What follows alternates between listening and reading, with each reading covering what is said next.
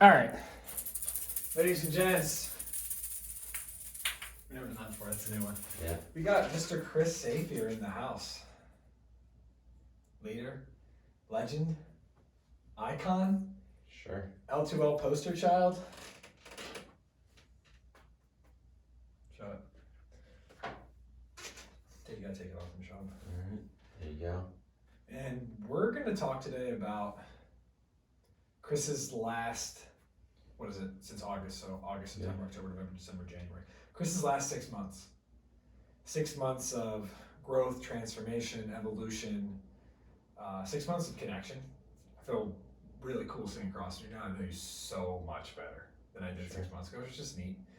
And 6 months of working through anxiety and not letting it define you or your life, and moving into a place where you are getting back to the best parts of who you used to be with the best parts of who you've become, right? That like fusion of past, present, future.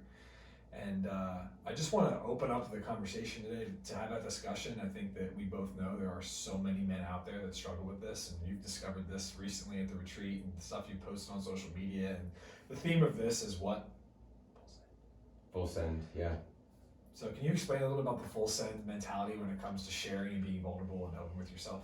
Yeah, absolutely. I think that full send just came about because we were having a discussion of just sort of taking a leap and sort of going out there and trying to conquer fears.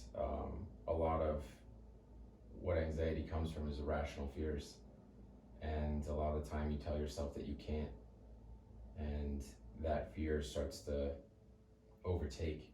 And when you do that,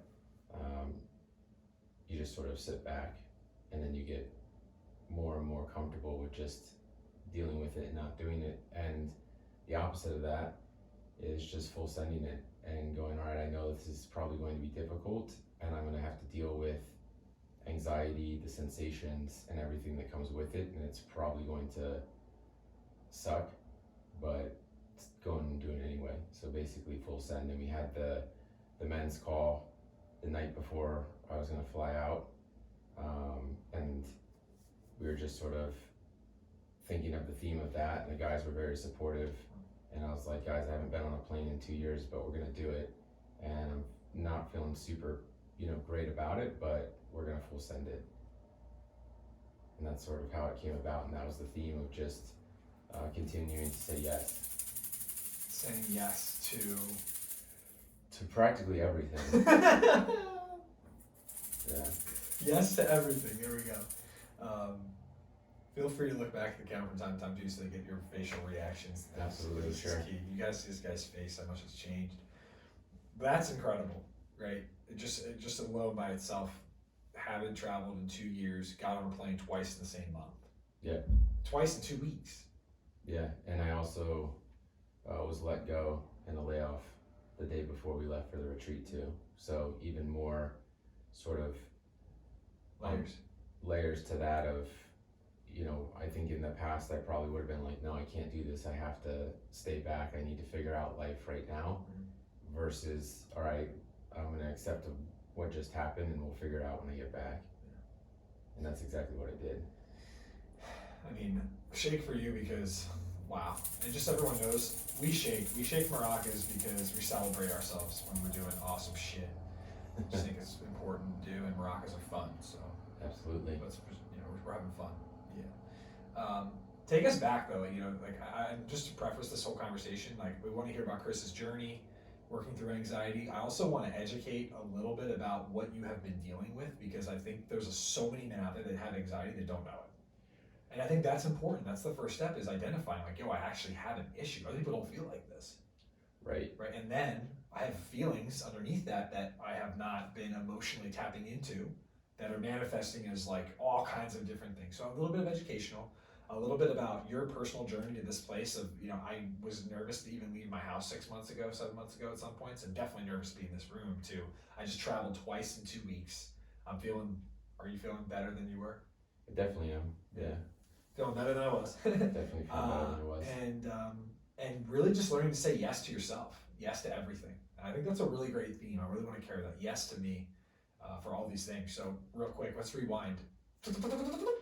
Back to August. Talk to me. Like, where were you at when you came in? When you first contacted me? How were you feeling? What was that? What was that chapter of your life? What did it feel like? What was it like? And go from there. Yeah, for sure. I think that I didn't necessarily understand anxiety. I had family members that dealt with it many years ago, and I remember talking with them, and I didn't have as much empathy then because I didn't understand. I thought you could just turn it off. I thought you could just accept it and be okay because I didn't personally deal with it. So I was like, do what I normally do, power through. But I didn't know what it was, and I didn't know what panic was until I had a panic attack, and I thought it was a heart attack, even though I was completely healthy. My first one happened on a flight, and I was traveling, which is a normal thing for me. And for whatever reason, I think it was just what I've learned over time is that I was stressing myself out. So I was under sort of chronic stress and just kept going as I normally do, push through. So I just was always doing that. And I also got caught up in hustle culture of just, you got to keep grinding, you have to power through things. And I thought that that was the way to be successful. And so I just kept doing it and sort of ignored the small warning signs and ignored sort of how my body was feeling. And normally what I would do is I would just go to the gym. I'd work out harder. I'd try to find that next big success, big win, and that was going to bring me back down. But unfortunately, there was multiple events that occurred, and I just kept trying to push through, and then my body just sounded the alarm, and it just happened to be while we were traveling, and I got basically the tingling sensations, heart rate, dizziness, and that's why I thought I was having a heart attack on a plane. And I was basically drenched in sweat by the time we landed. And that was sort of the first experience with that. But then I was like, all right, that was something weird. We're gonna pretend that that didn't happen. So I ignored it and then just kept going. And then there was again more stress because of how I behaved, and continued to try to just push through, power through. And ultimately, it came to a halt in that my body's like, we're done. So now you're gonna have multiple panic attacks. It's basically what started to happen. And then I started to have fear of going to places, fear of being around people. And then during COVID, I think that that's probably when a lot of people started to get amplified with it. All right, now I have to isolate, I have to be away from people. And then I just started to retreat after that. And then once you were allowed to go back out, I tried to, and I started to, but I noticed that I was afraid. And that's when it started to get worse. And then through multiple more events, then I became extremely fearful, to the point of being anxious around anybody. I would turn around when going to a dinner. I would stay home when everybody else was going out.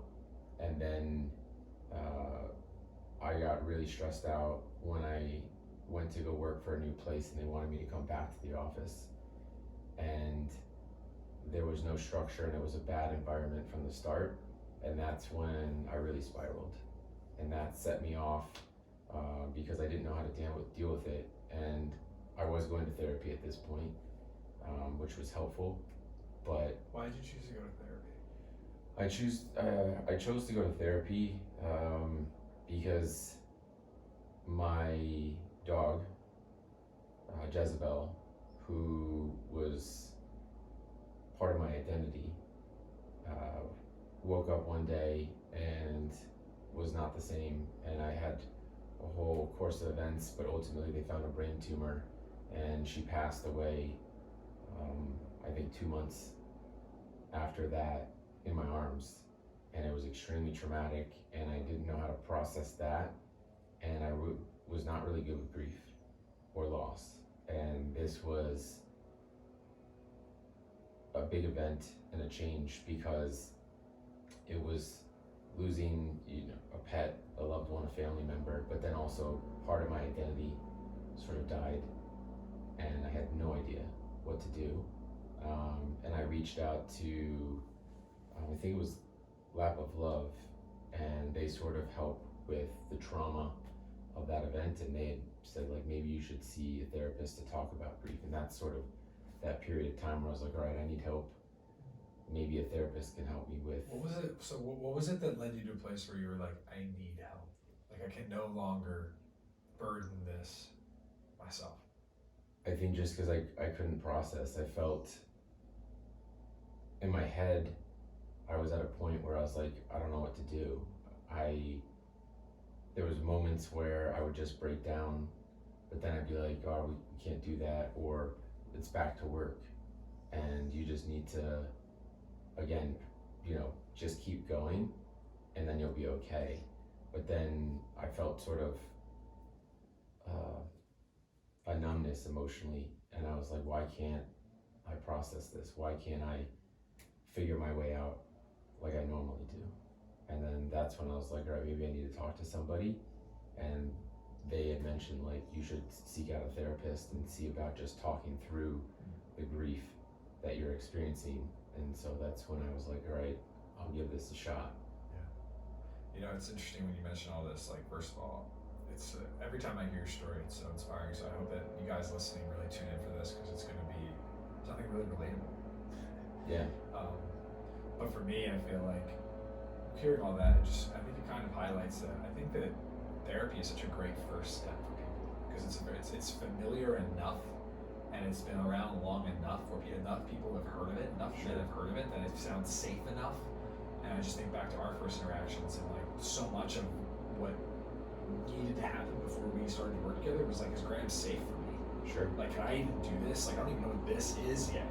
This is a lot, and I think a lot of men that are in my life who I know probably could use this help, I know really need help, maybe just aren't feeling safe enough yet to even approach it. So I feel like therapy is such a great step, so I don't need to mention that. It definitely was a building block. Yeah. Back to your like maybe just arc of the story, wherever you were.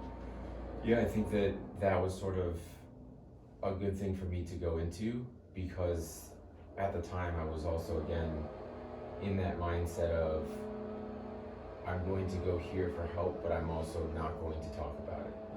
And so so separated. Yeah, so I kept up the mask and the facade of everything's fine. I'm, a rock star. I can handle this. I was back to work and continued to sort of just, show that side of me. But then meanwhile, I was struggling internally, and I felt alone, and there was just a lot of turmoil inside that I didn't tell anybody out. So I wasn't vocal about any of the things that I was dealing with, and then they started to show up health-wise. Then I started to have issues, like on the external, to where I started to show anxiety, and I started to have issues with my gut, to where I felt sick, so much to the point that I went to the doctor. And the struggle was that, like most people that I'm sure that deal with anxiety or deal with the ramifications that come with it, is that the doctor checks your vitals, they check your blood work, and they're like, hey, you're fine, you're healthy, you're good. But I didn't feel like that. I was lucky enough to have supportive doctors that understood that, like, all right, this guy doesn't show up that often, so if he's here, something's wrong. They tried to help, but there was no test that they could do to be like, here's what you can do. So again, that sort of, there was no science behind it. So I was like, now what do I do? Where do I turn? So dealing with therapy, the other thing too is I had my walls up still, of like, I need to be this strong guy. I can't show weakness. I can't show emotion in front of somebody. And that's what I was doing, is I was also trying to not do that. And I remember having a panic attack on a Zoom call. Wow. To where I started to have all the sensations, and it came out of nowhere. I was fine, and then there was something that triggered me, and I started to panic on a Zoom call, and again I was like, what is going on?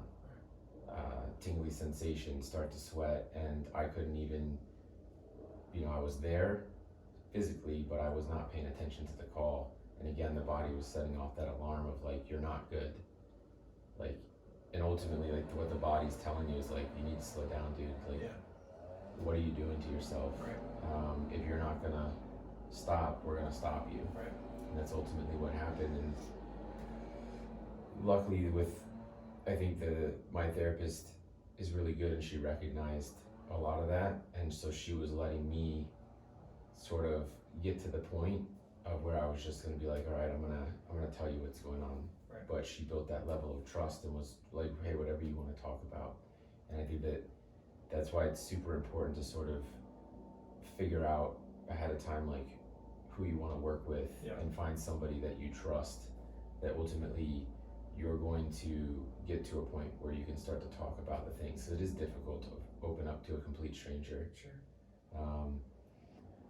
And so I was dealing with all that, and then ultimately through therapy, with talking through a lot of that,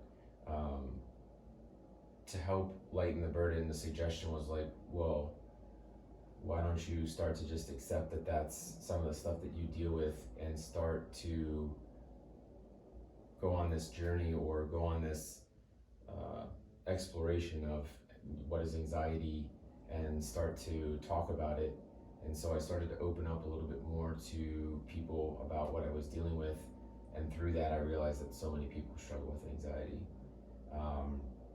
And me being who I am, instantly into research mode of trying to figure out everything. What is panic? What is anxiety? What's the difference between the attacks? What are the different modalities to deal with it? And there's so much out there. So even that is extremely overwhelming. And once you start to research it, that's when you start to get bombarded with all the different teachers, methods, gurus of what do you do to handle. And there's so many different ways, and I don't think there's any particular right way, but then I started trying everything to try to, all right, how do I fix this? I need to do hypnotherapy, I need to meditate, I need to read this book, I need to read that book, there's cognitive behavioral theory. And so I just started to go down, which I think was really good just because I learned a lot about it, but I was still struggling with it. And again, I was still in my head like, all right, I read this book, why am I not better? Right. And ultimately, what was helping was having more open conversations about what was going on with me, and then realizing like, because I struggle with anxiety, and then I met this person and they're like, oh, I deal with that too. And then, so then there was this connection of, okay, I understand what you're going through. There was this newfound empathy that I had for the people dealing with this because of how debilitating it was. And then I finally understood like what other people were going through. But it was through that sharing that ultimately led me here. And talking with people about it, then you find that a lot of times people are more supportive. And ultimately, a mutual friend of ours, as I was getting to a good place, a better place, had been like, well, I did this and I worked with Autumn, and then said, you should reach out to Graham, or at least start following him on Instagram. And that's sort of what I did to start. But again, it's not an easy step to take, to be like, okay, hey dude, I don't know you, but right. Walk us through that. I feel like there's probably so many men listening that have typed it up, the message itself that they were gonna send, and then they just deleted it. Walk through that and what it took and what you felt like you needed to accept or let go of before you sent it, like something like that. Yeah, I think that I had 2 conversations with our mutual friend, and she had found such great success through doing this work, and was like super supportive of like, whatever you want to do, Chris. And so I was like, all right, I'll follow this guy on Instagram. Sure. And so I did, and I saw a couple of your messages, and I went back and forth of like, all right, well, what, I don't understand this. So how is he gonna help me if no one else could? And I did other modalities. How's he gonna help me if no one else could? Right. And I'd also, again, through just me testing other things, I had found some apps, which there's so many apps out there. One in particular was really resonated with me, and I was doing that. And so I was like, do I really need more help? And ultimately, I think what happened and what was the catalyst is that you put out a message that was sort of speaking directly to me. And what did I say? I think it was just that you were saying like how there's men out there that need help and they need sort of to take that first step, and you put like sort of a question of like where you're at right now. And I think I clicked the one that was like, I'm open to a conversation. And that was an easier way for me because you took sort of the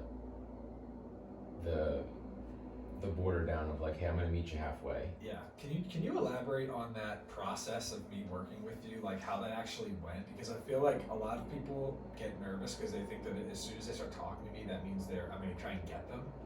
Yeah. But I think it's so important that people know that like I vet them so hard to see if I even want to do it, to see if it's even a good fit.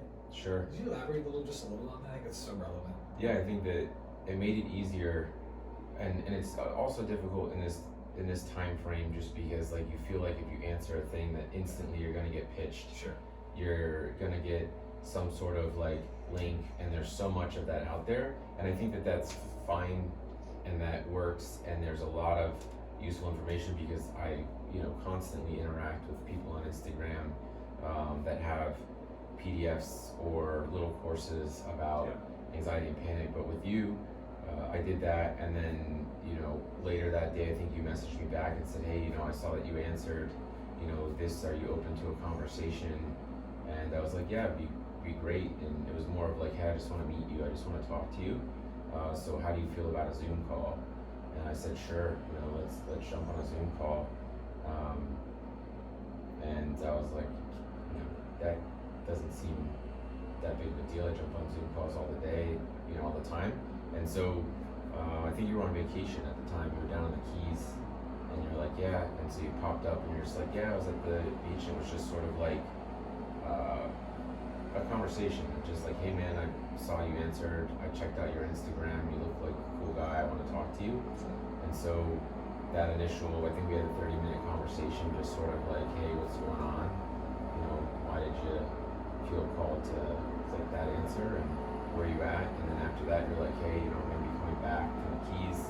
I know that you live local, so why don't we meet at the coffee shop over here and just sort of have a face-to-face conversation. And I think that that's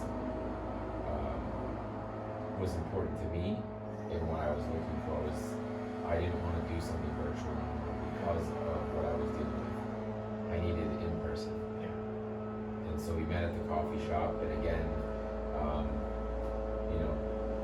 just sitting outside, I was extremely nervous just because of the state of mind that I was in and just where I was at in life, of going to somewhere that I haven't gone, meeting someone new for the first time. And then also where I was at is that I was looking at it from a perspective of like, is Graham gonna like me versus am I gonna like Graham? And so I was still in that sort of approach, and so I was a bit nervous. Plus I was like, all right, what is this guy gonna ask me? What are we gonna go through today at the coffee shop? And it was just more of a conversation. And I think that for you recognized sort of where I was at, and so we just sort of had a conversation, but you grounded me a bit quick of like, hey man, it's a nice day out. Do you ever take time to sort of look at it? And I didn't. And so in that moment, we just sort of took a moment to like look at our surroundings and just sort of ground for a second before we got into it. And then just sort of had that meeting, and then it was just sort of like, hey, I can help you. I think I can. I know what you're going through. And then it was, you know, do you want to just do a session with me to see what it's like? Try it. Yeah. And there's no pressure. And so I think that even with dealing with some of the stuff that I was dealing with, at that point I was like, what can it hurt? Yeah. You know, take a leap here, and what's the worst that happens? It doesn't work out, or it's not for you, and you go on to the next, you know, sort of thing. So that's where I was at. But I think that also for me in that moment, the reason that I also accepted it is just I saw qualities that you had that I was like, oh man, I wish I could not worry about what other people were thinking. And you know, you were in just sort of this calm state, and I was like, man, that looks really great. I want that. And the same thing of like, you know, having that moment, and there was moments of silliness and humor, and so I was like, oh man, those are all the things that I want to get back to. And I was like, and this guy has it, so let me take him up on his offer. And then also you were just like, hey man, it's a gift. Yeah. You're allowed to have a gift. Yeah. And there was no, and you're like, you had to reinforce the fact like it's no strings attached, Chris. Like because normally I feel like if you give me something, then I owe you. I think that it's like, I think it's just super new for men. Sure. To like just another man gift a man a gift without anything or any angle. But there is no angle when I know that a session with me will help you for the rest of your life. I already win. I'm good. I have so many great people in my life. I've worked with so many great men. The business is doing very well. Like all those things are present. So thanks. Yeah. So when that's the case, I have the space. If I have the space, and you really are serious, and you really think that you're ready for that type of experience, or to try something new, really, because it's just trying something new. I just feel like it's a no-brainer in that regard. And I guess my question to you is, so you know, what is this all about? What was that session like for you? What happened? Like what unfolded? What did you learn from it? How did it make you feel confident that it was a good idea to move forward? I mean, the first session was shortly after. I think on the weekend we met on like Saturday morning. Yeah. A couple days later, and I woke up with a lot of anxiety that morning because I was like, all right, here we're going to do, I don't even know what. I didn't know what a session meant. Right. And so for me, that was scary. All right, this guy that I literally met 2 days ago wants me to come to his house and do a session. And I'm like, is he gonna ask me like, you know, these deep questions day one? So I remember feeling overwhelmed and anxious that morning, and started to have those feelings and emotions come up to where I was like, do I want to do this? Yeah. Do I want to leave my house? Like, do I want to go and face whatever this is? And started to get into that headspace of like, this is not a good idea. This is what if I have a panic attack in front of this guy? So I was starting to get anxious about it, and a lot of the time, and I can't speak for everybody, but I know from experience of talking with me and other people that it comes to a point where you have anxiety about anxiety and panic.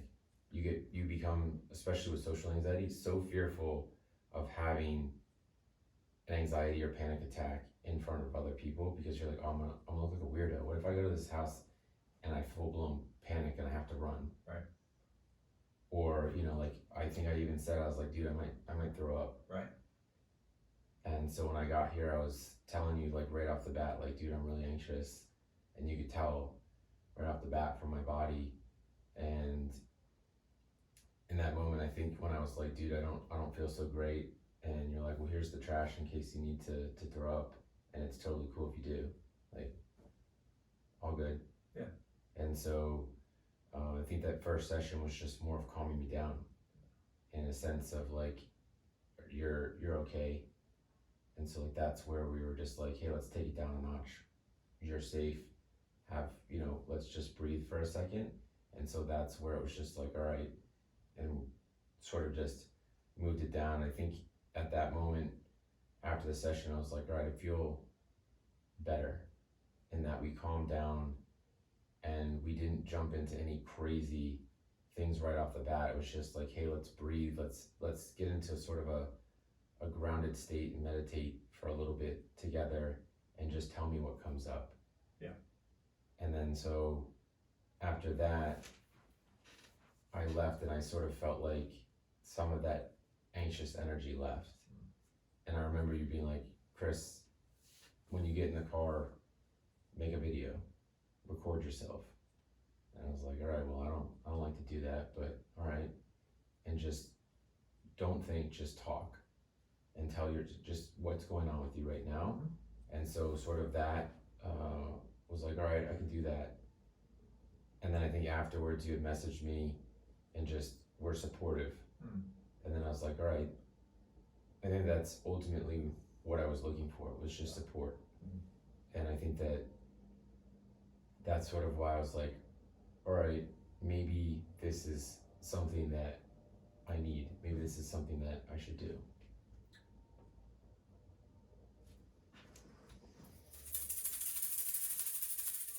A lot has transpired since then. Yeah. I'm so excited to get into it, but I think the context of the beginning of how this happened is actually just really important. Sure. I just think that there's so many men that are gonna watch this at some point that are like really interested. Many will skip through and be like, whatever. But some will be like, holy fuck, this is like exactly where I'm at. Yeah. The process that I always use with bringing anybody into my sphere, so to speak, is meeting them first to get to know them more in depth, just to see if I like them, they like me. A gifted session for them to really feel what presence feels like. Sure. Feel what that feeling of like lighter felt like, feeling better. And then getting to know everything about you. Another call where we learn all of it. And then finally an offer. And listen, I made you an offer that I felt really was like at your level and what you were going through. And it was a large investment. Like, Sure. What made you trust that it was worth giving it a shot? And how did that like process go for you? Like, what was the mental there? I think, yeah, it was a moment of where I was like, I don't know what to do. In that I was like, this is something completely foreign, but there had been other things that I had done that also had a cost associated with it that didn't work out. Right. And I think that you and I had spoken about sort of where I was at financially, and also I hadn't been working, right, which was another thing in and of itself. And I think that I had just sort of started a new place, and so I felt a little bit better, but we sort of had a discussion about it. There was a timeline, and I was at the point of where I was like, the other things haven't worked, and there's a shot here that Graham can help me. I was like, and there's no commitment past the first month. Let's just try this. And let's invest in myself and see where this goes. And so that's sort of how I approached it, of like, all right, here's the game plan, and it's simple. And ultimately it was just, for the first month, can we have where we flip it and have good mornings versus bad mornings? Yeah. Can we stack up more good mornings in a week than you have bad mornings with anxiety? And so that was just sort of like, all right, well, I think we could do that. Mm-hmm. And I think that, that's a good approach. And so I think that that's where it was like, all right, it's that simple. So let's take this leap of faith. And ultimately, it wasn't just investing in you, it was also investing in myself. I'd say that's mostly what it was. Yeah. I mean, it was mostly you investing in the belief that you could change and it was possible via the experience you had in the session where you were like, I feel better. Yeah. Because it really starts with that. And I think people don't realize that like feeling better is significant. Like, if you've been feeling like shit for a very long time, if you feel better, something happened. Yeah. Focus in on that. What is that? right? So to your point, I just think that's brilliant. And I guess my next question is like, so it's been since August, so it's like 6 months. We started working together. At the end of the first month, obviously we were like, this is definitely like let's continue this experience, right? For sure. And my approach was like, you're gonna go all in. If we're gonna do this, we're not gonna tiptoe. We're gonna go all in, and I'm gonna work with Graham, and I'm gonna do what he says. Yeah. I'm going to take this approach, and then also, when you were like, hey, if you want to do this, which is the voice memos, you're like, you could do that. And then ultimately I started updating you every day. I'm just like, hey man, here's what I'm doing. And I was doing audio messages, which were completely foreign to me. And then meeting with you, sort of weekly. And so that first month, I think it was maybe different for you too. Yeah. Of a different sort of client. Yeah. Of like, this guy's updating me every single day and keeping me with progress, and is really trying. Yes. And ultimately, that's what I said and made that agreement with myself of, all right, if I'm going to do this, then we're going to show up. And so every session, every meeting, regardless of what I had going on, I was like, all right, I'm going, I'm showing up, we're doing this. Even if you feel like you're going to have a panic attack, you're anxious, whatever it is, we're going to go. Yeah. So I made that commitment to myself early on. And that was part of that investment too. And so that first month was like, all right, here I am, and sort of just letting you know what I was going through and all the ups and downs and the bad days and then the really bad days. But I think the thing that really stuck out for me, and then also why I continued, was just like, all right, well, I'm showing up, but so is Graham. And so when I messaged you, you messaged back. And then you're like, all right, well, let's do this, let's do that. And so you were sort of supporting me in each sort of thing that I was doing. And then we had FaceTime. And then it was like, hey, come to the cafe. We're gonna sit here, there's people, there's stuff going on, but you're gonna be okay. And so I think the biggest thing was like, all right, I have a partner in this now. Yeah. And then I was like, all right, this support is what I need. I need someone to be like, all right, dude, it's okay if you're having a shit day. You can get through this, and then I'll be there for you tomorrow. Love you, bro. Feels Love good. you too. Feels good hearing that. Feels really. It's cool to see from your perspective how invested you see me. Because I know how invested I am, but I don't see how invested I am Sure. all the time, right? So from your perspective, not knowing me to being like, holy shit, this guy's like really like there for all these things. Yeah. And continues to be. Just feels great. That's what I try and do, or that's what I do. So that feels awesome. You can see me. I just feel really giggly and shit. So that first month was powerful, and there were a lot of breakthroughs, and mostly like a new coming to terms with how like this was going to feel moving forward. How do you feel like those next few months transpired for you? Like, walk us through some of the different things that happened, how things stacked, what you felt like you really enjoyed, the breakthroughs you felt like you made, the things that you noticed were shifting. Yeah, I think that it was a bit of a roller coaster, and I think that that's something that people need to understand, is that it's not going to be this linear thing. That you are going to go up and down, and that you are going to have setbacks. It's inevitable when you deal with severe anxiety, maybe even just In general. small cases in general of that.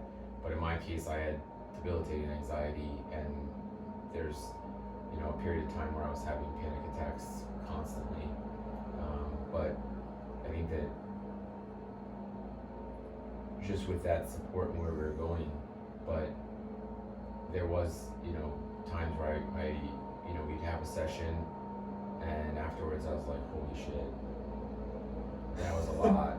And there were times where I was like, do I want to keep doing this? Right. Because once you go in, you're going to uncover things, and you're gonna be facing things that you may have not known there, or you knew that they were there, but you didn't want to face them, and there was a lot of that fear of like, all right, do I have to go head on with this right now? Do I need to do this? And sometimes it would come up, but I think that we were pretty fluid in some of like what we were doing, and so I think that maybe it was the second or third session that was pretty heavy because we got into that sort of trauma that came from losing my dog Jezebel, and that was a heavy session for me. And so after that, it was like, all right, well, the next one, let's just go on a walk. Let's just sort of talk and walk and be in nature and sunshine. And so it was a little bit like, all right, last session was really heavy a lot. So this next one's gonna be light. We're just gonna do a walk and whatever comes up. And so it's a little bit different. And then there'd be, things that were going on. Life happens. I was dealing with situations at work that would sort of cause that stuff to bubble up again. And then so we'd have another tough session. And early on, I think I faced some tough sessions. I had to face some things and say some things that are really difficult to talk about, really difficult to bring up in front of somebody else. But you were there and you supported me through that. And again, you were accepted of like, all right, where are you at right now? How are you feeling? And I think that that's sort of what helped me, and then that's why I wanted to continue. Like, all right, we're going through this together. I'm learning more about you, just like you're learning about me. Sure. And so it was sort of like this mutual building between us of like, all right, here's where we're at, here's what we're doing. And so we just figured it out together of like, where am I at? Okay, you need to, last one was heavy, let's do a walk again. Or let's go, do this. And it's gonna be a little bit less. And so I think that you understood where I was sort of at. And yeah, I faced some setbacks. I definitely did. I still had panic attacks. I still had anxiety, and that was also something that you helped me with. In that, like, Chris, it's not like tomorrow you're not going to be fixed. You're not going to figure it out. Like, but you're feeling better than you did the day before. So let's celebrate that a little bit. Like, hey, you did this, and through when we were working, that's how Donut Friday came about. Yeah. To where it was like, all right, I need to be around people. So I'm gonna start going to this local cafe on Fridays and work out of the cafe for a couple hours. And then I was like, all right, well, we're gonna reward the hard work that we're doing every week with a donut on Friday, which is, something that I didn't necessarily think to do as like a reward, but simple little things. And we implemented that, and then it became a thing to where I was like excited about Friday. I was like, oh man, it's Friday. I get to go to the cafe, I get to hang out, and I get a donut. It sounds like what you're describing in a lot of ways is like the balance that we have between coaching and healing. Like there's space to heal and there's space for coaching, which is like, let's take action. Yeah. This is the game plan. This is what I want to see. And the healing, how are you feeling? What's coming up? What do we need to accept? What do we need to let go of? And I guess my question is, we talk about the sessions, and I think it's probably the number one question people have is like, what the hell goes on in these sessions? Sure. Because I just see tears. I just see people saying, I love you. I just see. Sure. So every other day you posted, bro, it's so funny. That video I posted of us, it was really of you. And Tyler's like talking to you. It has as many likes as it does shares. And it doesn't have a lot of likes. Like thousands of people viewed it, but only like 25 people liked it because they don't know what it is. They're Sure. still trying to figure it out. Could you illuminate some of what happens in these sessions and these experiences and what I'm actually doing to the best of your ability so that people have a somewhat of an understanding of like what might be going on or what could potentially happen with them if they are interested or open to it? Yeah, I think that within and to what you were talking about, like that was a little bit different in that was at the retreat with other guys. So that was a different sort of moment in session, but it's difficult because people don't understand what's happening in that moment. And it's like, why are all these people putting hands on you and touching you and speaking to you like that? Because it's not an everyday occurrence. And so, and then also just me sort of sharing that was a a big step for me too. Of like, all right, I'm going to be seen. I'm going to be public with what I just did, and show this stuff. And like you said, that I had a lot of support after I did that, but there was, people that were like, dude, what are you doing? Like, what is this? Are you in a cult? Keep talking. You gave me a great question. I want to elaborate on. Sure, absolutely. But to go back to your point about the sessions itself, it's sort of a moment of grounding to start, a moment of, all right, we're gonna get into the sauce. What is the sauce? The coveted sauce, bro. No one knows, but So, we know. I mean, the sauce is presence, I think, at its core of, and it's something that you've coined, the sauce, is a moment where sort of the rest of the world melts away and it's just me and you, we're here in the moment and let's be present. And That's it. we're going to have this interaction, but nothing else outside of the room matters. Grounding, the sauce. What happens once we get in the sauce? And so it's just your It's so funny, by the way, the sauce, bro. sure. We're gonna get shirts somewhere. The Yeah, sauce. I mean, there's multiple things that come into my advertising mind, but Yes. the sessions are sort of, that's how it starts, and then it's sort of, where do you want to go in this moment of, and I think that you just become intuitive at that point of like, all right, what's Chris's sort of vibe, so to speak, today? Where is he at? Did he come in feeling good and strong and we're going somewhere different, or is he overwhelmed, anxious, and needs to go into a different sort of lane? And so it sort of starts out of just getting into this meditative state and getting sort of grounded and really present, breathing, and then we go from there. And then it's sort of, you're just guiding where we need to go together. And so it becomes sort of, what's coming up for you right now? What's, what are you feeling? Where's it? And we sort of go from there. And then there's just sort of things that pop up, a memory, a thought, a current event, what happened today that made me overwhelmed, and we're gonna go there. Or I'm feeling really, really good, so let's just keep breathing and sort of be here, and then what comes up now? Okay, something great came up, or you're feeling strong, so we're gonna dive deep into that. Let's tap into this newfound courage that you have, and let's understand that a little bit more. And so those sessions sort of go into this flow of like, all right, there's not a predetermined like, okay, today we're going to focus on this, and you need to just focus on this. It's, where are you today? Yeah. And then we're gonna go. Beautifully articulated. Yeah, that's exactly what happens. That was the question I wrote.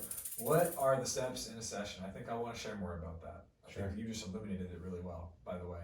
But I feel like that is the dance that we dance. Is like, you come in a certain way and I make a move, and then you make a move and I make a move, and before you know it, we're singing, we're dancing, we're hollowing. Mm-hmm. I have you screaming rosé. Sure. You know what I mean? Sure. One of our best. Yeah. And I just think it's simple, but it's also new. It's very new, yeah. Very new for most people. So I just think that's also, as men, it's like, we always want to know. Sure. So it's like, I don't get to know anything, but it's like, you already do know so much. Let's tap into what you already know that you haven't been talking about that you know. And that's where I feel like us being grounded in the meditative, relaxed state, the mind slowing down and the subconscious starting to communicate, that's where we can start to really get to know like, what's actually happening beneath the surface. And so I feel like, session by session, all we're doing is we're peeling back layers and really getting to put all the puzzle pieces of who you are on the table, so we can put the puzzle back together. Yeah. Right? Because you came in and so much of it was just, I'm shattered, dude. Yeah. Like, I'm there, but I'm broken. People think that broken means you can never be fixed. Sure. Broken just means that you got pieces on the fucking ground. But Yeah. we've all dropped a glass before, haven't we? Absolutely. And you just put the pieces back together. That's not really a good example. A better example is like a little, like an action figure or a toy or Legos. You drop and they all pop off. put them back together. And that's so much of what we're doing in the sessions is that. So that was wonderfully articulated. As we went through those sessions, and we put the puzzle pieces, started putting the puzzle pieces back together, and you're having more good days than bad days. How did the end of last year? How did that flow? What transpired? I know that we the men's group was introduced as well. Can you talk about how like those natural steps as far as the support system is concerned impacted you, or how they felt to you, and how you accepted those? Yeah, there's I want to make sure this is going too. Yeah, absolutely. Be out here. I think that it was a sort of progression for me, and a learning in a sense of how to be okay with the way things are, acceptance, and getting to a point to where I started to have good days, and it was like, okay, I woke up today and I'm not feeling overwhelmed. And then I woke up, a couple of days and I'm like, hey man, this is great. And then we had some sort of, milestones and goals sort of set out, but again, more fluid of like, how are you feeling? What are you doing? So we progressed, and as we started to get towards the end of December, I think we took a big step forward, because I was like, hey, I want to go to a Panthers game. I want to go back to an event. I like hockey, so I want to go. And you're like, all right, do it. And so I was like, all right, I'm doing it. And I went to a Panthers game. I had a great time. And then that's where it was like, hey man, that's Panther energy. Go again. And so I went again. And then there was multiple games that I went to. It was like 5. Yeah. Not all of them were easy. Yeah. But I kept going. And then from there it was like, all right, Chris, but make sure that you mark that. Mm-hmm. You did it. Don't lose sight of that. And so I think that was helpful too, of that you kept reminding me of like, hey man, you did that. Like, that's really awesome. Like, you weren't doing that a year ago. And there's hundreds of thousands of people, and you're there. Where, I couldn't go to a small cafe because I was like, oh, there's gonna be too many people there. What if the overthinking, and just, again, was like, go. And so I started to feel better, and then also understand that I don't need to go back to who I was. Yeah. That so important. This is a rebuild, and a learning to becoming a better version. Evolve. Yeah, something new. You can still have some of those great qualities that you had before, all the stuff that you wanted to do, but you're also going to be better. And so that was what we sort of set forth of like, all right, there's going to be a newer version of you in this rebuild phase. And then you were like, all right, there's another layer to this if you want to. And I think that you're ready. And I work with a bunch of guys that we meet weekly on Zoom. And I think that you'd fit in really, really great. And so you had an open You're event. blowing my mind. I go so slow. Yeah. Holy shit. Yeah. You're really impressive. Thank you. Wow. I can't even, you poster child. I can't, that's why I got the sword next to you. Sure. I can't yeah. even, you know what I mean? I can't even articulate it. It's just really, really impressive. We are slow. Yeah, we went slow. I wanted to go fast. Yeah. I wanted. You still want to go fast sometimes. Yeah, I think that I wanted to, because I was so tired of the way that I felt, and I think that that's why a lot of people in my situation feel that way of like, you feel hopeless and you're just like, what's the quick fix? And a lot of the time that's why people turn to, I think, all right, this pill's it's gonna make me feel better, I'm gonna take it. Right. And I'm gonna go that route. And that's something that I wanted to do, just from where I was at. And I've never been a fan of sort of blanketing over it or numbing myself. I knew that there was another way to do it. But you introduced me to the men's group. You had sort of a precursor to the men's group of like, hey, I just want to get a bunch of guys on, I think it was 4 days, Monday through Thursday. Like, let's just get on, and we're sort of gonna talk through some things and just sort of have this natural, but I want you to meet these guys. And so you did sort of like a mini Zoom retreat in a sense. And I showed up for every single one. and some of the other guys did as well. And They're all in the men's group. No surprise. and there's a couple of those guys, yeah, were in the men's group, and we sort of did an intro and shared, and it was 4 days, and those guys showed up too. The ones that wanted to be there, and I think they, similar to me, got as much out of it as they put in. And it's like, all right, you have to show up, and so I felt really good about those calls. And again, I was nervous, anxious.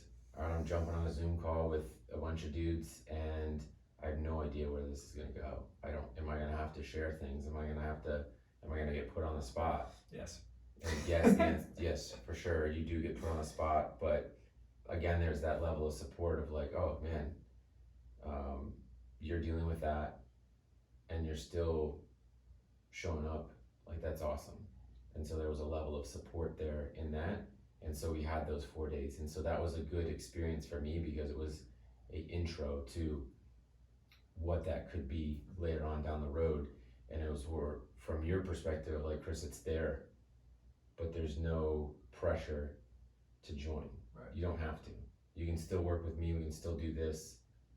This is still gonna be important, but just want you to know that there's a group over here that you can join of really great guys that I think you should be part of. And so again, I was like, bro, I need to figure this out, so I wanna experience it again. And I was like, I trust you at this point, and you've been right so far, so let's try this too. And so once you had an opening in the group and I was able to join, there I was with these other individuals, and it was great getting to learn about them.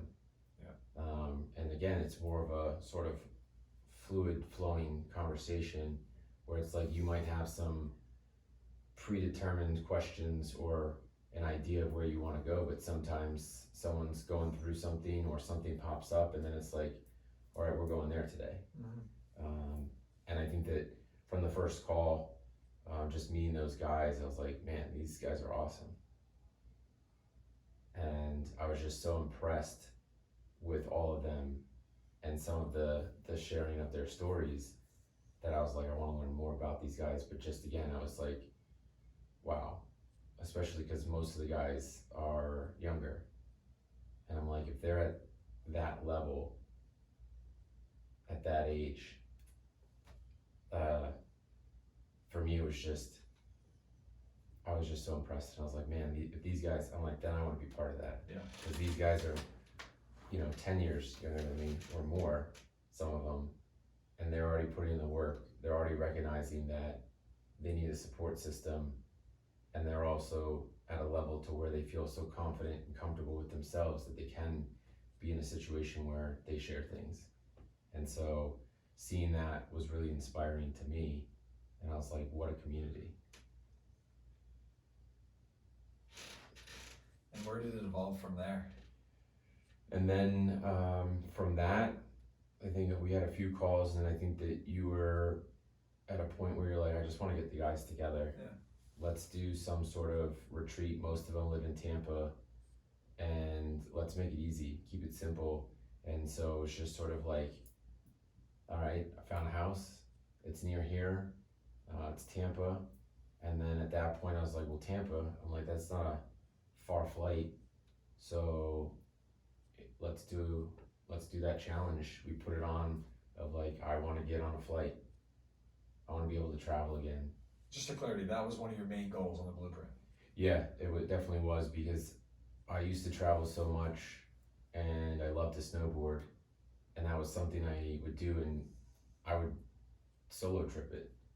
I didn't need to go with anybody. I just hop on a plane with my board and end up on the mountain, and that was good. And that was my place of zen, of like, nothing else matters. I'm on the mountain. It's so beautiful out, and like, it's just pure joy. And most people that are out there are also in that same sort of presence, that it's just amazing to be there. And that all got turned upside down the last trip I took, to where anxiety and fear completely took over. And it was so I want to say catastrophic, because I was just so upset about it, because I got to the mountain and I was so overwhelmed that I couldn't leave my room. And it's irrational fear. I was afraid to leave my room.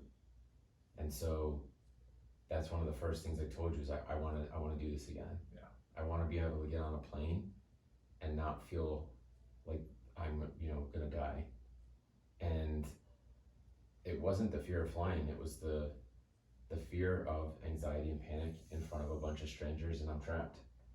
And so we put that down on the blueprint of like, I want to get on the plane. So that became the opportunity to be like, all right, it's a 40-minute flight. It's a lot smaller than flying out to Colorado. And then what happened at the retreat? So I was freaking out before taking the flight. That morning, it was an early flight. I had just been let go the day before. And the whole reason I flew early because I was like, I have to get work done. So now I didn't have that. But yeah, I woke up, I think 3:30 that morning, overwhelmed. And I was like, all right, well, let's just make it out the door. Then it was make it in the Uber. Then it was make it to the airport. And I just kept going one step at a time, the whole time not feeling great. All the body sensations were happening. I got to the gate and I messaged you and I was like, dude, I don't know if I could do this. I'm not feeling good. I was like, I think, it's too much. And at that point you're like, hey man, just write some notes about it. How are you feeling? And you're like, if you don't get on the plane, it's okay. Then you'll just drive. You'll ride with me. If you get on the plane, that's awesome too. And so I remember just sort of being there and just accepting sort of that and got on a plane. I was very lucky. I think God was looking out for me and I had no one sitting next to me and the row next to me was completely empty. So it's like, all right, hey, a little bit easier for you. And then, yeah, I flew. So I didn't feel anxious on that flight because I think that I was a bit overwhelmed by like, oh man, I'm doing it. This is the potential to be back to where I want to go. So I was just sort of in that moment of like, this is amazing. I'm on a plane and it's going to be okay. And then I got off and then still had those anxious sort of feelings and got to Tampa, made it out, but I was now out of my safe zone. Yep. I was now out of, I couldn't run home. I didn't know the area, so I started to get overwhelmed. I went to the tea house, I was okay there, but then it became packed and I was like, all right, I gotta get out of here. And that's when I was like, all right, I need to get outside. And so I went over to like a gardened area in Tampa, was just sort of hanging out there, but it was still not good. And that's when I started talking with you and I started to freak out too because my phone battery was dying and there was nowhere to plug it in. So I ended up going to a Starbucks just to sort of be like, all right, I need to, charge my phone so I don't freak out of I don't know where to go. And then ultimately I talked with you and you were just sort of talking me through like, hey man, what's the Starbucks like? Where are you at? How far? And then you suggested I reach out to one of the guys in the group and just see if he's available to meet up or hang out. Maybe he'll finish work. Yeah. And ultimately, he responded and was like, yeah, dude, I'm 9 minutes from you. And was even like, do you want me to come get you? Are you good?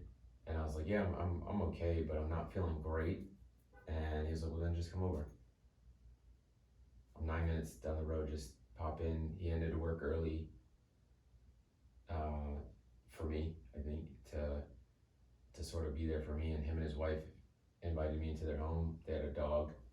And so instantly was just like, all right, I'm somewhere safe. Mm-hmm. And we ended up talking for 2 hours, just hanging out, me, him, his dog and his wife, just, chatting about different things and just sort of grounded.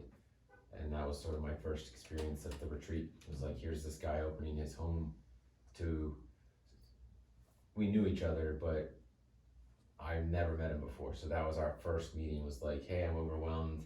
I'm having anxiety. Can I come over? And he was just like, yeah, man, come on. So beautiful.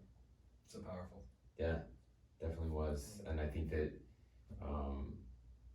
that solidified it, sort of that bond with him at that moment in time of like, this guy just dropped work, invited me over to his home and let me sit down with his dog and his wife and just like, like we've been friends for years, and was completely accepting of like whatever I said.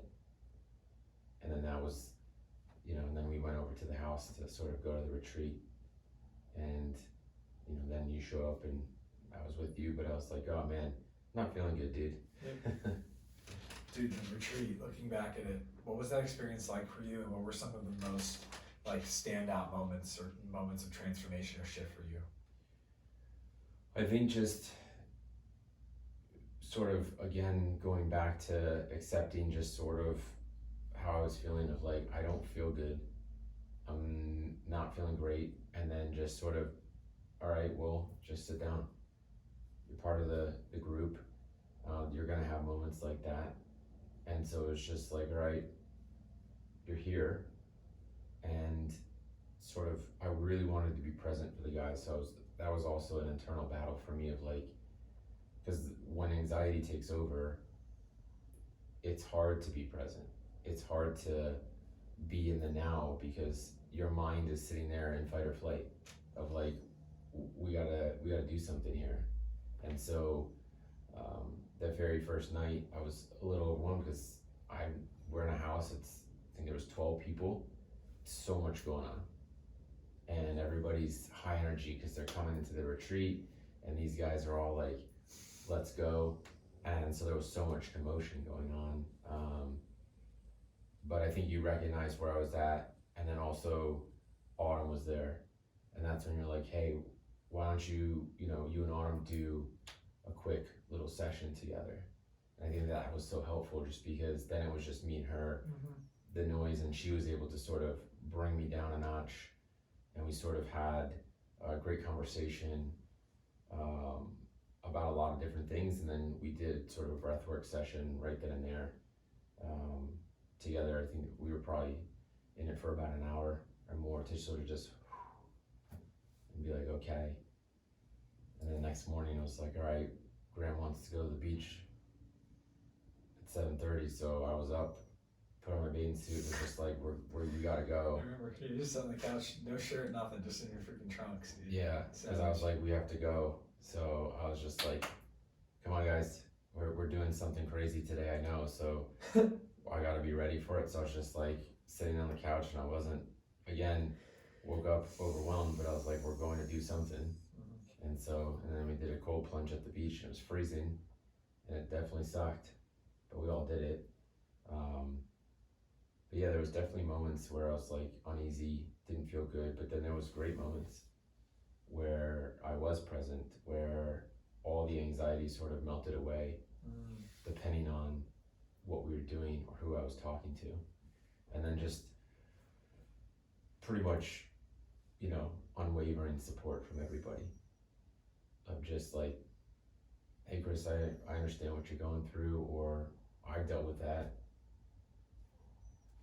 How can I help, or what's going on right now? And so there was a lot of support there. There was a lot of acceptance too. I'm like, all right, Chris, you feel like crap? That's cool, man. You all right? Looking back, like at those we started doing the coaching, and then we added the layer of the men's group and added the layer of the retreat. How do you feel like the three of those things complement each other in a way that allows you to just feel supported, but also learn the tools and have like the internal shifts to do what you're about to tell them that you did the next week? Yeah, I think that it was just progression, but it was at a pace that I think was comfortable for me. And again, again, it was that there was no pressure of like, you have to do this. So you're like, if you want to come to the retreat, you can. But if you don't feel like you want to do it, don't feel like you have to. And then the same thing with joining that men's group. It was like, hey man, I think this would be great for you. But again, it's not, you don't have to do it. So I think that was sort of where I was like, all right, is this something I want to do? And I think that's something that we were working on through the coaching side of things of like, Chris, do what's comfortable for you. Start worrying about yourself and then less about the people pleasing. Yeah. Don't worry about, how I'm going to feel. I'm going to like you regardless. And so it was like, all right, well, I think that this might be beneficial. And I was like, all right, so I'm working through the coaching, we're doing the sessions. And then it was like, all right, I have this level of support, but then there's this other level of support with the men's group that might be more. And then there's this community to it as well. And these guys are showing up and they're all going through life, but here they are on calls. And so once I joined that, I was like, all right, that was a good call. That was cool to hear about that guy's story or celebrate his win, get inspired, and talk about things that I would say in some levels don't necessarily get talked about. I think more and more there's some pockets of people talking about it, but it was a good experience. And I was like, all right, well, this was a good experience, then maybe the retreat will be a good experience for me. And I was like, but I have to, again, that's something that is going to be challenging, so I have to face it. And so it was like, all right, here's going to be some things that we're going to have to practice being present. We're going to have to try, practice breathing through it and accepting the fact that it's going to suck. Yeah. And then on top of that, practice being vulnerable to ask for help, because that was something that I never did. In a sense, I think that there would be moments of time where I'd pull on certain safe people in my life of like, hey, can I call you? Can we hang out? And having certain people. But then at this level, I was like, all right, guys, I'm on a call and I'm like, this sucks. I'm not feeling good. And then just letting the group know like, hey, I haven't been on a plane in 2 years and we're going to do it tomorrow. And it's probably going to be difficult for me. And so then the guys were like, all right, we're with you. This is awesome, Chris. Like, we're so proud of you for doing it. And so now I have a whole team, so to speak, behind me of like, clapping for me and then being there. And even on the flight back, leading up to it, no anxiety. Drove the rental car back, was good.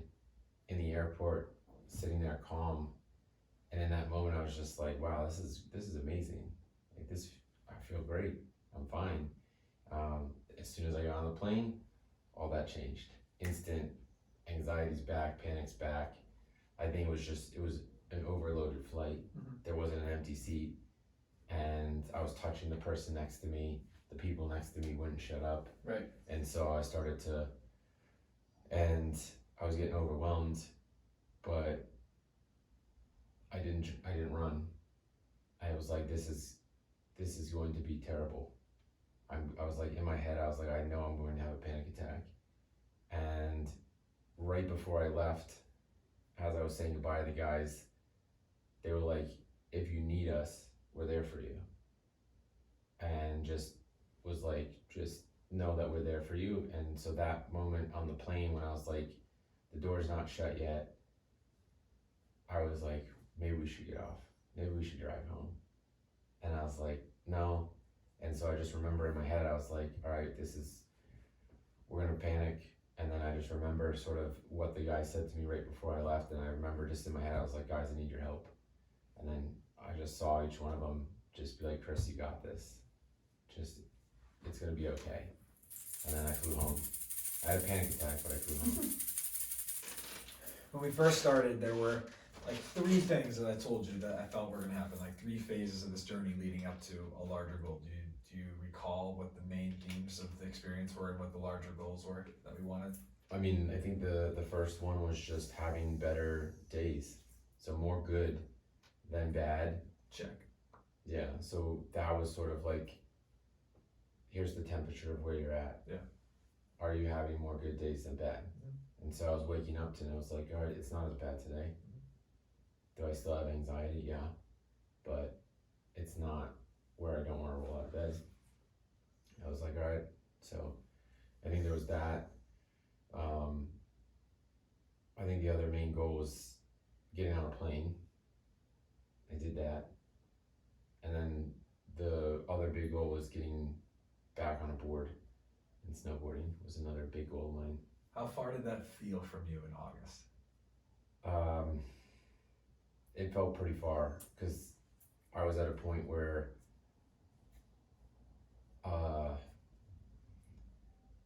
to think of how to put it. I just felt hopeless. I felt like I can't be fixed. Right. I felt that at that point in time, and even before that, I was like, this anxiety is taking over who I am. And I remember in the really bad moments, I was like, I can't do anything about it. I'm like, this is how life is going to be with anxiety. And I remember just feeling so down. And in those moments when anxiety was taking over, it was rough. Yeah. I would be scared for no reason. I remember the phone calls that we had about it.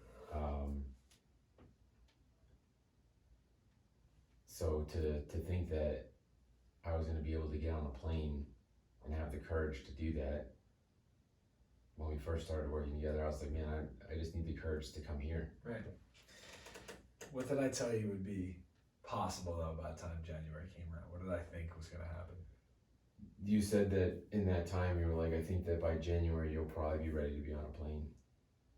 And what just happened? I went on a plane and I went to the mountain and I snowboarded. How was it? Rough. There was moments where I was overwhelmed, but then ultimately I kept going forward. I kept like, all right, I feel like crap. Yeah. What's the worst that can happen? And then ultimately I was like, all right, I'm going on the mountain. I don't care what happens. I'm going on the mountain. I was like, I don't feel good, but I'm here. And ultimately the trip was a gift that came out of, sort of nowhere. And I think it was just at that point in time, God's universe was like, dude, you're ready. Here's a gift. And then ultimately I had one solid day on the mountain where I was enjoying myself. Were there moments where I felt anxious? Yeah, sure, because there's tons of people. I'm trapped on a lift with complete strangers. So there were moments where I was like, but then back on the board, here I go, and feeling good. So I had one really solid good day while I was out there.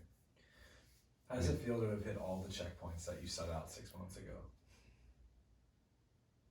It feels great to sort of hit those goals, but it's still something that I personally struggle with, of like, there's still that negative voice in the head where it's like, that's not good enough. Right. You went on the trip, but you didn't have, weren't perfect. every day wasn't amazing like you normally have. And so I think that's still a struggle that I deal with. But I think that I'm getting better at sort of celebrating those milestones for me. And not everybody's gonna understand like why that's just a milestone, but the people that struggle with anxiety, I think, will understand. I have a newfound empathy for people that battle this and deal with it, and there's a lot out there. And like, I didn't, like, for me, it shows up when I travel. Right. There's other people that can't get in a car, Right. can't drive on a highway, Right. and now I understand. Right. And so there has to be that level of like, that is a milestone, just to travel to Tampa. Like a 40-minute flight, someone might be like, dude, that's no big deal. But for me, it was. For me, it was, life-changing. And I think that I have to get better at recognizing like that moment in time, you did something that absolutely scared the shit out of you, but you did it anyway. When you came in after that first session, did you ever think that your life would change this much in 6 months? I wanted it to. And I think that that's why I invested so much and continued to show up, is because I wanted that to happen. And you have to have that will, and you have to be ready, I think, to do it. If you're not willing to commit, then it's probably not going to be the outcome that you want. But I didn't know whether or not it would work, especially at that point in time. You know, after the first, like, I was living at that point, just let's make it to the next session. Right. Let's see how that goes. You know, after, I think that there was one session where I was like, I don't know if I want to do this anymore. Yeah. Because I was like, I had to be probably the most vulnerable I've ever been. And at that point, I mean, it's scary to admit to certain things and to talk about certain things, because it's not something that people do that often. And also it's thought of as weakness, yeah, in a sense. And I think that that's what I looked at it as, if like, this is I'm gonna look weak. And when you are vulnerable, you feel like it's weak. And so I think that deep down I knew that I could do it, but there was still a lot of doubt, especially in the setbacks, and I faced some setbacks.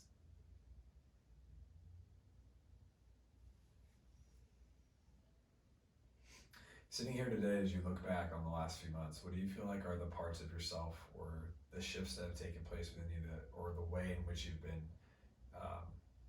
altered? Like, how do you feel like you've changed for good? Where do you feel like you've really changed? I think that I've changed in that I've learned a lot more acceptance.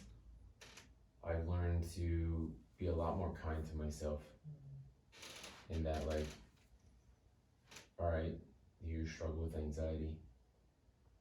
That's okay. You have panic attacks. That's all right. I think that I also learned to be a lot more confident too. At the same time of like, you can love yourself, but then also let's start to build this level of confidence of like, hey dude, you show up to everything. Yeah. You try a bunch of different things. Literally. And it's like, hey, you wanna do a sound bath? Sure, yeah, let's do that. You wanna do this meditation? Okay, let's do that. You wanna jump on a plane and go to a retreat and hang out with 12 different dudes? Okay, let's do that. And so I think that it took a level of confidence in me to do that. Right. And then even sitting here in front of a camera. Yeah. I don't think that I would have done this and been this open to being seen. I think that that's something I also learned with working with you, is like, it's okay to be seen. I think so much of me also was like, who I am is wrapped up in work and success and all these external things, but at the same time I was like, I have some of this, but I don't want anybody to see me. This isn't good enough. I'm still not. And so every time it was like, let's take the finish lines here, but no, that's still not good enough. That's still not good enough. And so I think that through that, I'm learning more about sort of who I am, and then also just being okay with where I'm at right now in life and letting people see all of it. You know, from sharing the moments at the retreat, at first, like, you would post stuff and I was like, that's okay on Graham's. He's okay to share it because people already know sort of that's part of his life and some of the stuff that he does, and people expect that.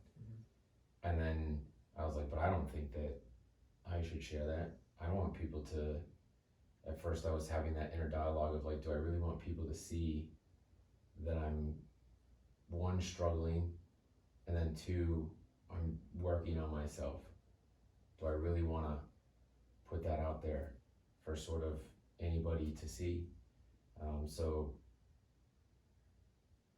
I think that we just kept the theme of like full send. Okay, it's okay to be seen, and what's the worst that's gonna happen? Of, you know, people might think you're weird, and then I did it, and ultimately everybody was like, that's amazing," and I got more support from it. So many lessons, dude. So much shift, so much change, and it's crazy how fast it's been happening, but also not at all. It's like right on target, right on cue.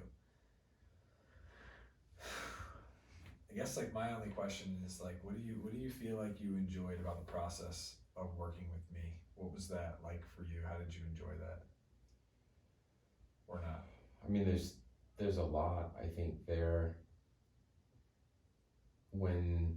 I think the first thing is just the level of support of you're willing to put in as much as I was, and so it's like, Graham, I'm gonna show up, and you're like, okay, cool, I'm gonna show up too. You want to message me every day? That's cool. Send me voicemails. And we talked about that early on. I was like, dude, these are weird. And you're like, okay, send more. Do the things that you think are weird. Yeah. Do the things that frighten you. So you're sort of pushing me to do that. And I think that was the biggest thing, is that there's just that level of support of like, all right, I know that if I'm having a setback or if I'm completely spiraling, I pick up the phone and I can call you and be like, dude, I don't know what to do. I'm in this moment of like complete chaos and I'm spiraling. I need some help. And so there's that connection there, and then also what we built up over time. So you knew, all right, I know that Chris deals with this. I know sort of where he's at. So we have to do this at this point in time. So it was that level of support that was super helpful for me. And then just continuing to sort of have those moments of clarity of like, all right, Chris, in this moment, this is what's important. Recognize this in yourself, or recognize that this is something you need to shift and change.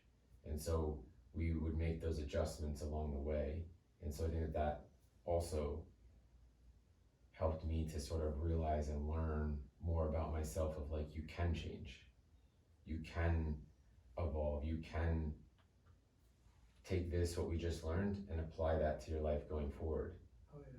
You don't have to be that way anymore. You don't have to feel anxious about this, and then build confidence enough to where, hey Chris, do you want to come over and do an interview on camera? Okay.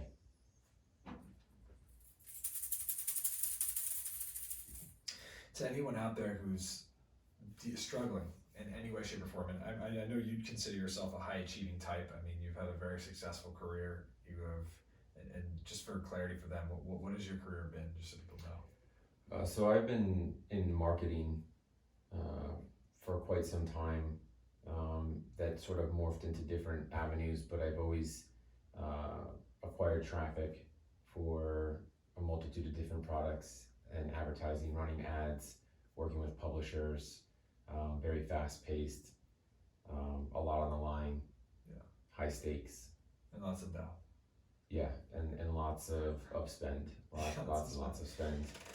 Being around success in that regard, for men out there who are dealing with perhaps anxiety or insecurities or inferiority, I think what you mentioned about how you had your identity in your work and it still wasn't enough. I thought that was like really relevant.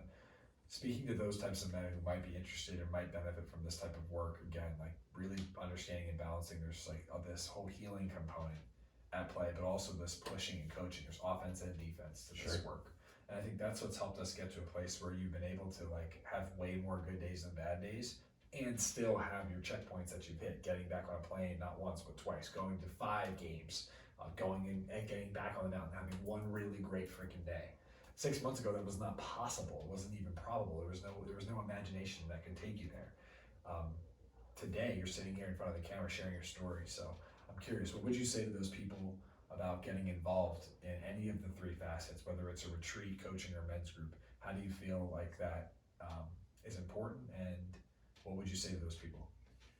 I think it's very important, and I would say that to those people that are sort of, especially ones that are struggling, Yeah. that one, it's okay, and just realize that wherever you're at, it's okay.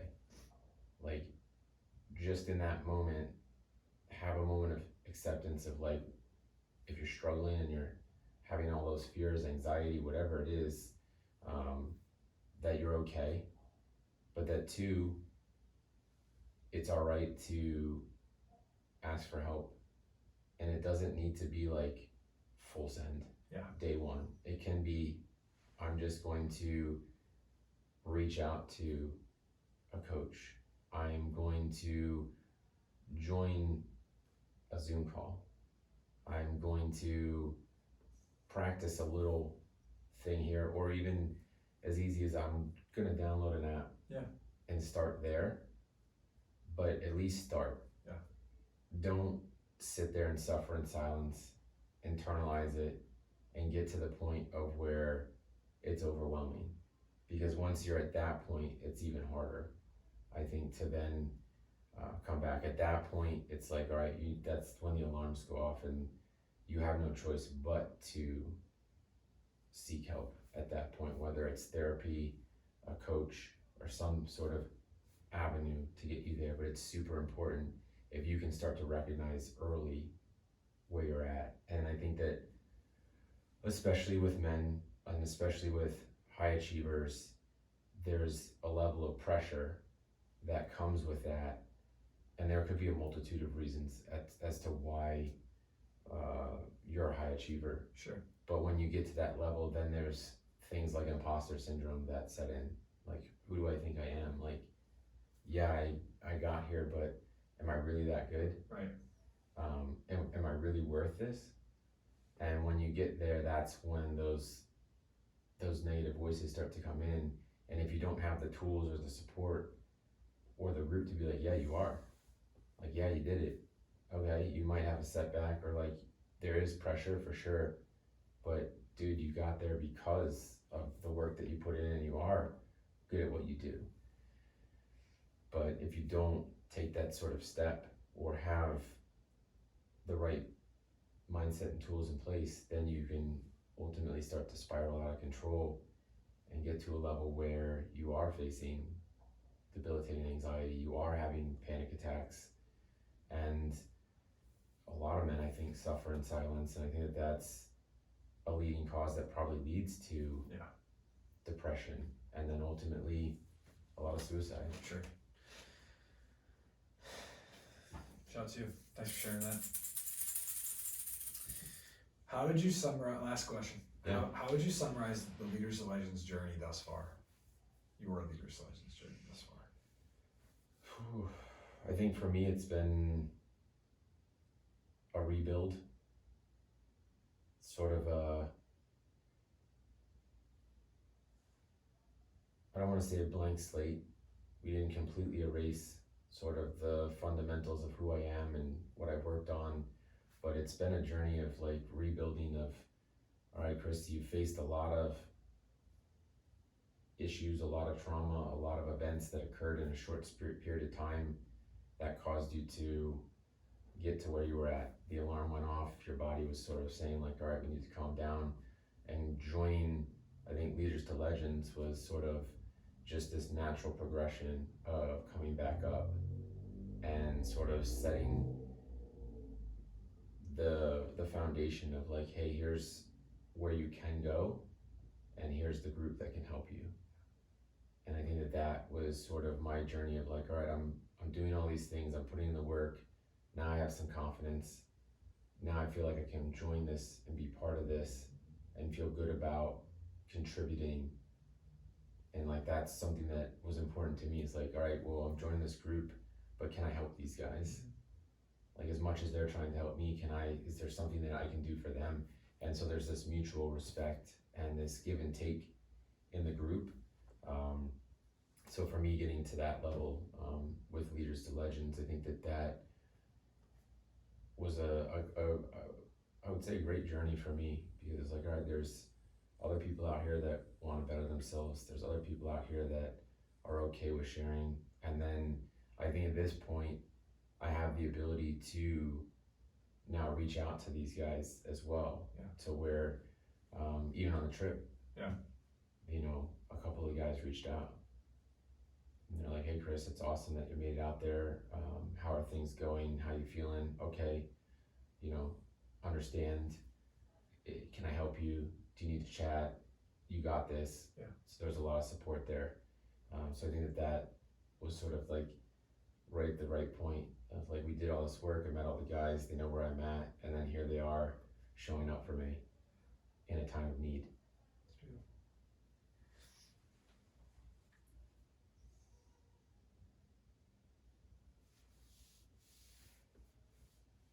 Just impressive, exciting, wonderful. Happy for you, bro. Appreciate it. Thank you. Welcome. Cheers to just more really great days. That's it. Yeah, keep it simple. I feel like so much of what you've learned on this has been just learning how to not like, because I think so many people think that, you know, I want to just like necessarily heal my anxiety. So much of it is just learning to live with it and just be okay with its presence and work and go and just walk right by it, walk right out the door and just enjoy life before you know it, it's behind you. Right. And I feel like you've been living that, and I feel like it's getting better in this trip, and that's one of the reasons I wanted to bring you on and talk about it, is just because I feel like you have a unique insight in these last 6 months, and you're very grounded, and I love that you're not saying like, you know, it's not like it's gone. I still deal with this. Just the way in which I learned how to deal with it has changed my life. Yeah. That's just beautiful, bro. I'm just happy for you. I appreciate that. Yeah. Is there anything else that you want to share or say? I think that, just to your point, that level of acceptance was just so important, and I think that that was reinforced at the last day of the retreat with the guys, because I felt different than everybody there. I felt like, because I was struggling with the things I do, that, and also just where I'm at in life now, I'm a lot different of like, I wasn't high energy. Yeah. And I think that the last day of the retreat was just the cherry on top, because every single guy there was like, "No, dude, we appreciate what you bring to the group." And I think that Colton at that time was like, "Man, you're the ground. You're the one that's level-headed, that brings some of us down." And it was just so reinforcing, but it was like the ultimate message to me of like, it's okay being who you are. Yeah. And then everybody was like, "That's what we love about you." And so it was just like the ultimate acceptance of like, here's a bunch of awesome guys, and they're all telling me that the way that I showed up is exactly what they needed. And so I went sort of leaving that retreat of like, yeah, I'm right where I need to be. And I don't think I would have found that out if I didn't go. Just the beginning. Yeah, definitely. Chris, thank you so much for your time. I really appreciate you sharing your story and just being open to explaining sort of what we've been working on and what we've been doing, and how you've been impacted by the different Leaders Legends activities. And those of you watching, I hope that there's so much you can take away from this. And do you have any words for them? I think that the big thing is that, one, if you're going through any level of struggle, that it's okay, and that also it's all right to ask for help. I think that's something that I've been more open with sharing with people of like, hey, when I do hear that people are like, "Oh man, I struggle with that. I don't know what to do." That it's okay to be like, "All right, I need some help." There's nothing wrong with asking for help, and I think that that's something that I'd want people to take away from today of just, send that message, make that call, even if it's a family member. Talk to somebody about it and just take that first step of like, hey, and be vulnerable. And I think that the more vulnerable you are, the more you'll realize that you're going to be accepted and supported. And so that was something that I did, and I think that maybe if others take that step too, they'll realize that they're a lot more supported than they think. Well said, Chris. Thank you. I appreciate you. Appreciate your time. Appreciate those that are watching, and I think we're gonna break down on ask for help. Sure. We're Yeah. going through 1, 2, 3. Ask for help. Brother, be good, be safe. Excuse me. Be good, be safe, everybody else. We're chilling. We're gonna get some sunlight. Just appreciate all of you following along. And if you have questions, is it okay if people reach out to you if they had questions? Absolutely. Yeah, I think that that could be a step too. Yeah. Send me a message. Well said. Yeah. I'll link your IG below Sure. for these peeps. And yeah, dude, thank you. And if any of you guys are considering being a part of any of the things that we're doing, Chris will be there for those. So you'll get to meet him and many other incredible people. And just to reiterate, Leaders and Legends is leaders to legends for a reason. Chris was already a leader when he showed up. And what he's been doing is showing legendary power, legendary ability to step up, to stand in the tension of fear and look it straight in the eye and continue to walk right into it. And that's one of the reasons I admire him so much and wanted him to come on and share a story, because he is the poster child of Leaders and Legends in that context. That's why we got the sword next to him. Just continues to pull it out, wield it, and cut through whatever's in front of him. And that's the kind of guy that we're looking for. We're looking for that kind of guy. Not the guy who isn't afraid, the guy who's willing to go at it anyway. And we want people who are already in leadership roles, because you are the ones that have influence. We want to influence the world, and to change the world, we have to change ourselves. So I just want to share that, and I'm just so grateful and thankful, and we will see you again at some point, yeah? Absolutely.